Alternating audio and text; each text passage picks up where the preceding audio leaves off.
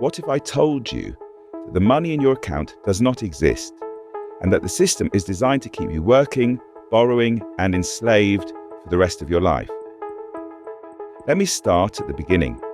You might imagine that when you place your money in a bank account that acts a little like a piggy bank, your money is there somewhere, locked away, and you believe it's accessible?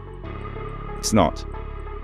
Before money, there was trust. Human civilization began with family. In a family, all property was shared. Groups of families formed communities. And so the trust within one family extended to other families. Families often specialized. One produced eggs, another milk, and a third grain. Together they met the entire community's needs. They did not need to focus on an immediate swap because they trusted each other, a trust that had built up over generations. If I give you eggs today, you will give me milk tomorrow when I need it. As humans traded more widely, they could no longer act on trust because of the large number of people they were dealing with. That's where gold came into use.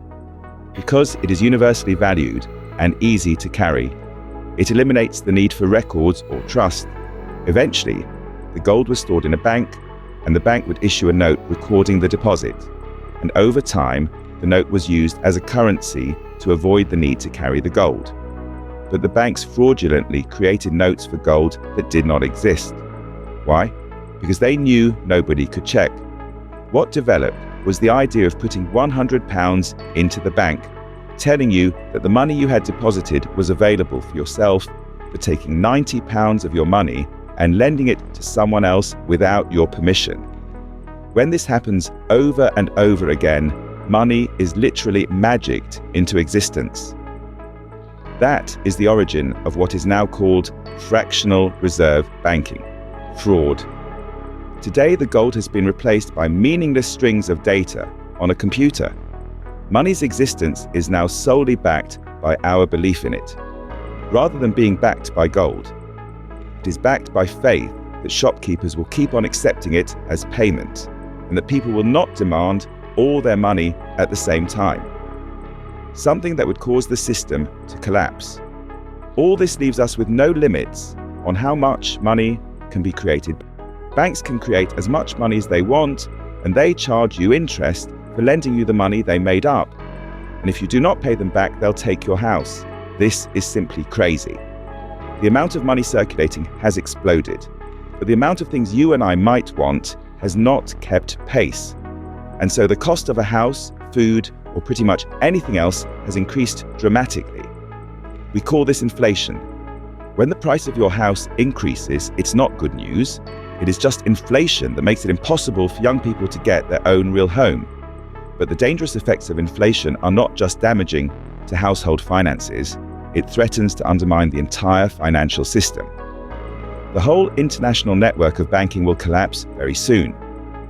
So, the economic establishment has a solution: raising interest rates. The consequence? A double dose of punishment for those working just to survive. At first, inflation leaves families struggling to pay for basic essentials. Their daily needs, food, housing, clothing, all getting more expensive.